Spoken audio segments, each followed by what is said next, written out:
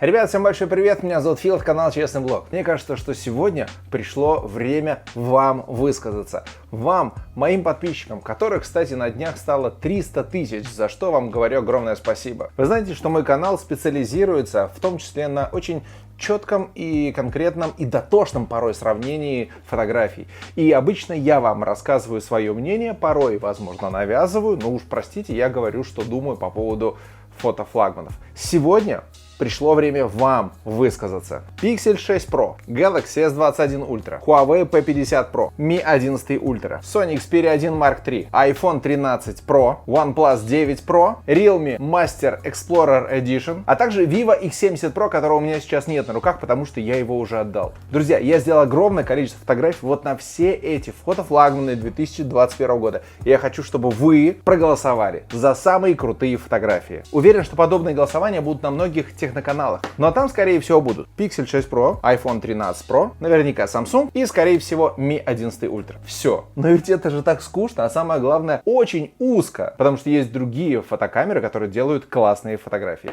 Мое видео сегодня рассказывает о том, каким образом все это дело будет происходить, каким образом мы будем считать голоса и каким образом вы можете высказаться в моем телеграм-канале и абсолютно честно проголосовать за те снимки, которые вам понравились. Короче, давайте все расскажу. Меня зовут Фил, канал Честный Блог. Погнали!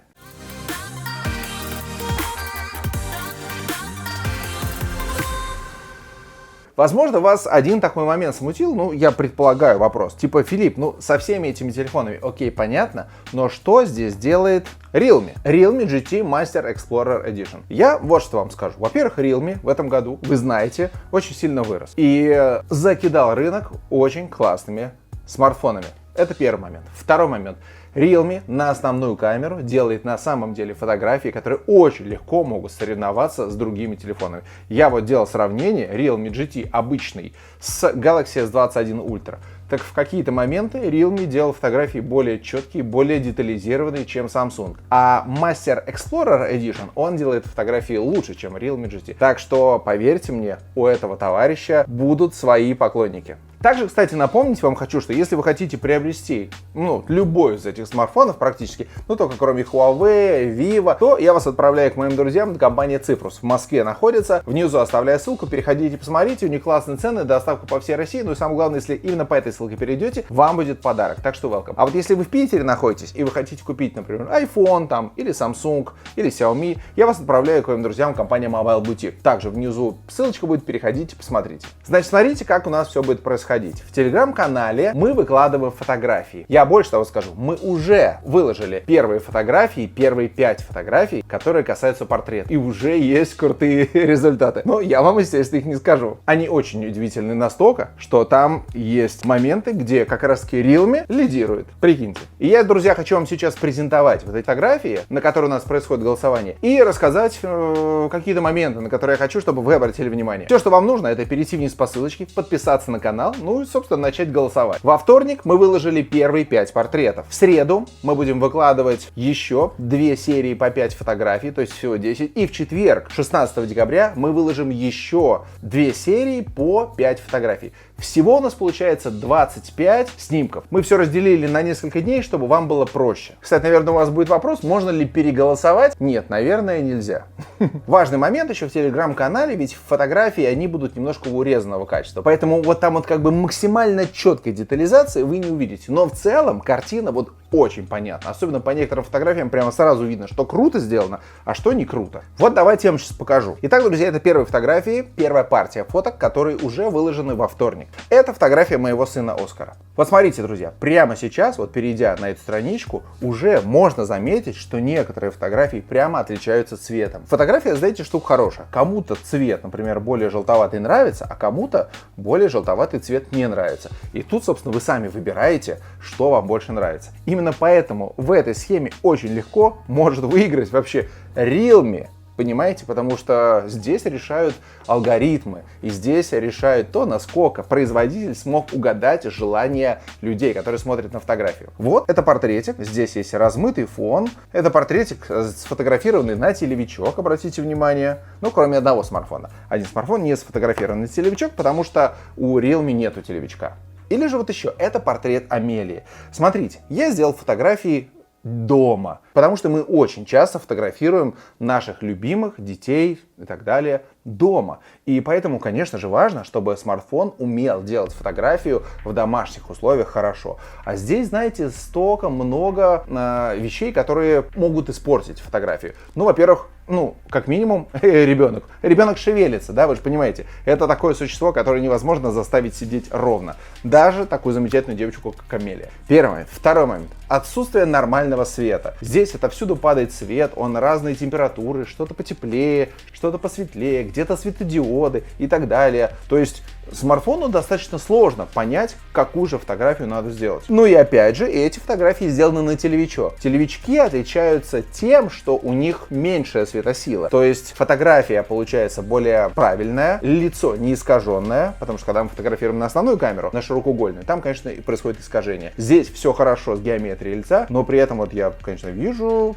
Цвета-то совершенно разные. И вы выбираете, какой цвет вам больше нравится. Я, знаете, еще хотел сделать так, чтобы вы проголосовали за лучшую фотографию и за худшую фотографию. Но потом подумал, что, вас заморачивать еще выбирать худшую фотографию. Мне кажется, конечно, это прикольно. То есть, с одной стороны, у нас худшей просто автоматически станет та фотография, за которую меньше всего проголосуют. Но с другой стороны, если вы именно голосовали за худшую, у нас прямо был бы явный антилидер. И вот если нужно сделать еще такое голосование, напишите, пожалуйста, если прямо интересно сделать антилидера, худший смартфон среди фотофлагманов, давайте тогда это запилим. Но сначала мы выбираем лучшее. Или вот смотрите, например, портрет моей супруги Александры. Тоже, посмотрите, все фотографии абсолютно разного цвета. Вообще.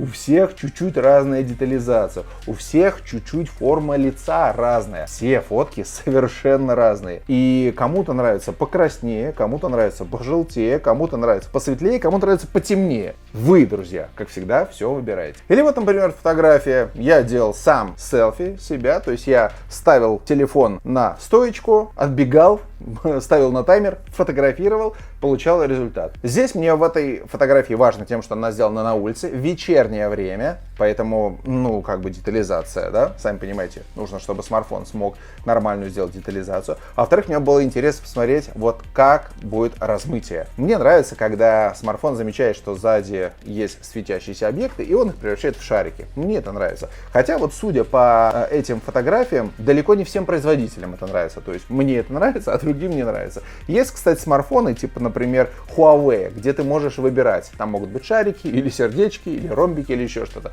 В Samsung тоже можно выбирать там всякие размытия и так далее. В общем, обратите на это внимание. Ну и, конечно же, дневные фотографии я тоже не мог обойти стороной, поэтому посмотрите, это фотография заката. Согласитесь, делать хорошую фотографию заката, это дорогого стоит. Вот тут как раз и смартфоны. Опять же, все сделали фотографию по-разному. Кто-то сделал более яркую, кто-то сделал более темную, кто-то сделал более светлую, у кого-то снег белый, а у кого-то снег синий, голубой и так далее. Выбирайте, какая вам больше нравится. Ну а что у нас будет из архитектуры? А вот я был в Москве и сделал фотографию Москва-Сити. Пожалуйста, выбирайте фоточку, какая вам больше нравится. Тут посложнее, они очень сильно похожи друг на друга. Вот даже я сейчас смотрю, я думаю, какая из них лучше, честно говоря. Реально сложно. Они все достаточно близки. Но, ребят, соляви, как говорится. Или вот, смотрите, фотография. Это дом, который находится напротив меня, и я сделал 10-кратное увеличение. Вы же знаете, что в большинстве этих смартфонов, кроме Realme, есть оптическое увеличение. У всех разное.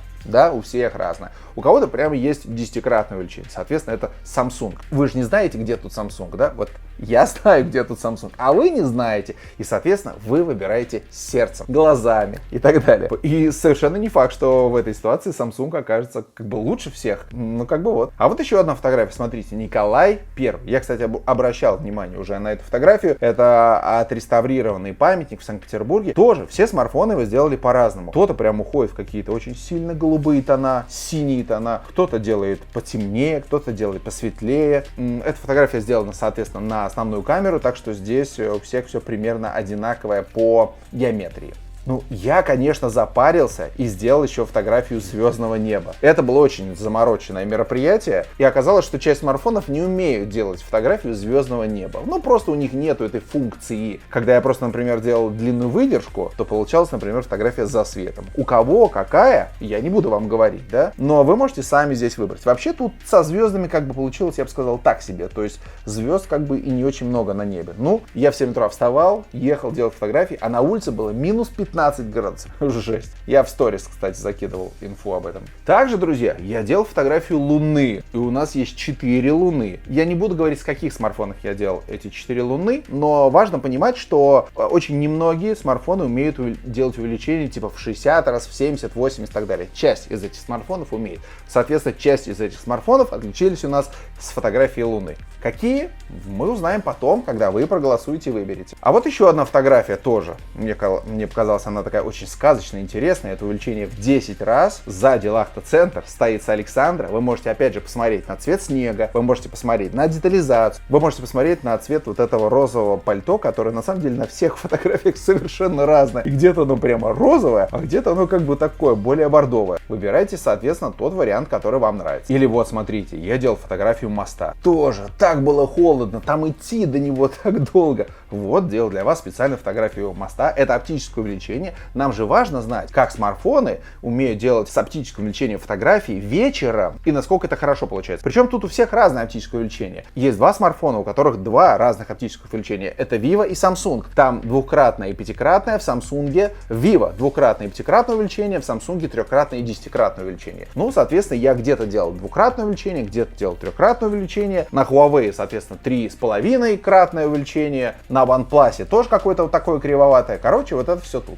И тут же я делал еще вот такую классную фотографию. Смотрите, Лахта-центр, а? Такое красивое здание. Тоже старался, фотографировал, это 10-кратное увеличение. Обратите внимание, да, интересно, один смартфон, мы не знаем какой, сделал фотографию совершенно по-другому. Он сделал ее желтоватую, немножко другую по цветам, но самое главное, он из ночи не стал делать день. Плохо это или хорошо, не знаю. Но как бы очень видно, что он отработал совершенно по-другому по сравнению со всеми смартфонами. Тоже вам надо будет выбрать. Или вот еще фотография, тоже очень прикольная, это Петропавловская крепость. Тоже я делал фотографию, это 5-кратное увеличение. Ну, у кого-то тут 3-кратное увеличение, то есть у iPhone здесь 3-кратное, у Samsung 3-кратное, у остальных тоже там примерно 3-кратное, Pixel 4-кратное и 5-кратное на Mi 11 Ultra, 5-кратное на Vivo. Вот, соответственно, вам тоже надо выбрать, какая лучше получилась. А еще вот фотография на ширик. Ширик, важно же, как фотографировать. Вот, смотрите, это у нас Санкт-Петербургская башня. Я вообще, знаете, старался подходить, немножечко с творчеством, чтобы не просто фотографировать вот как бы дом и вот как бы дом, вот как бы сарай, вот как бы дерево, и как бы давайте выбирать из дерева сарай. Я постарался показать вам какие-то красивые места в Санкт-Петербурге, которые вам обязательно надо будет посетить, если вы будете у нас бывать. Вот тут видно, да, у кого-то посветлее, у кого-то потемнее, у кого-то, опять же, ночь, а у кого-то ночь превращается в день. У кого-то светлые объекты, у кого-то снег зеленоватый, у кого-то голубоватый, у кого-то беленький. Вам надо решить, какой вам нравится. Естественно, в Телеграме вы можете нажать на каждую фотографию, немножко увеличить, посмотреть, там повыбирать и сделать какой-то правильный выбор. А вот, кстати, фотография тоже Николай I, это же сцена, но только уже ночью, и я ее сделал с оптическим увеличением. Тоже, соответственно, выбираете, что вам больше нравится. Ну и как вы поняли, я люблю закаты, пожалуйста, вот еще один закат. Ай, как красиво. Как красиво и как у всех по-разному закаты получились. Вообще. Светлее, темнее, зеленее, белее. У кого-то он розовый, у кого-то небо у всех разное, у кого-то бордовое. Ну вот, казалось бы, все в одной тарелке находятся, но каждый производитель в смартфон пихает что-то свое. И это хорошо. Это круто, что у всех разная обработка. Но именно за счет этого, друзья, мы с вами и выясним, какой же смартфон даже не то, что лучше всех снимает, да, а какой же смартфон делает фотографии такие, чтобы они вам нравились. Именно поэтому очень легко, как я уже говорил, может победить Realme, ну, по крайней мере, в каких-то категориях, потому что он, например, делает фотографии немножко приукрашенные. Многие же борются за честность фотографий, а на самом деле будут голосовать за приукрашенную фотографию. Вообще будет прикольно, если Realme победит там Pixel и так далее. В общем, друзья, вот такая вот история. Ладно, друзья, давайте я все фотографии вам не буду. Ну ладно, окей, последнюю, смотрите, покажу. Тоже красивая фотография. 10-кратное увеличение. Спас на краю. Тоже. Посмотрите, все сделали немножечко по-разному. У кого-то деталей побольше, у кого-то поменьше. кто-то посветлее, кто-то потемнее. У кого-то прямо смартфон может заглянуть внутрь вот этих лампочек. То есть HDR работает настолько классно, что он не засвечивает эти лампочки. И я вижу, кстати, несколько смартфонов таких, да, он не засвечивает, не превращает их просто в яркое пятно, а он прямо внутрь фонарика заглядывает, и там лампочка. По сути, это то, что видит на самом деле человеческий глаз. Но часть смартфонов не видит этого, а часть смартфонов это видит. Ладно, друзья, я призываю вас к честным выборам. Я призываю вас к честному голосованию. 9, на мой взгляд, самых выдающихся фотофлагманов 2021 года. Слепое голосование. Причем, смотрите, сегодня я делаю агитационное видео, чтобы вы шли и голосовали внизу по ссылочке. Затем у нас будет видео, где я буду разбирать результаты. Это будет, конечно, очень забавно. И потом я еще, знаете, думаю, что я сделаю свое видео, типа свой взгляд, насколько я вообще согласен с выбором аудитории, или насколько я считаю, что вот тут было что-то лучше, а вы почему-то выбрали вот это. Короче, впереди у нас как минимум, еще будет 2 видео. Одно с результатами слепого теста, второе с результатами моего личного взгляда на всю эту историю. Ну и если вы их захотите, еще раз напомню, да, выбрать все-таки самый худший флагман, чтобы мы провели голосование именно самого худшего смартфона, напишите, пожалуйста, об этом в комментарии. Я, честно, хочу это сделать, но я боюсь вас замучить этими голосованиями. Все-таки у нас 25 сценариев, и в каждом из них по 8 и по 9 фотографий. Ну, это получается практически 200 фотографий, да, нужно отобрать, отсортировать, посмотреть. А вы представляете, как я ездил, как я искал, как я выбирал, как я ждал, когда будет погода нормальная в Санкт-Петербурге. Это была очень большая заморочка, я надеюсь, что вы оцените. В общем, друзья, вот такая вот история. Очень надеюсь, что это видео оказалось для вас полезным. Давайте проголосуем и выберем самый крутой смартфон.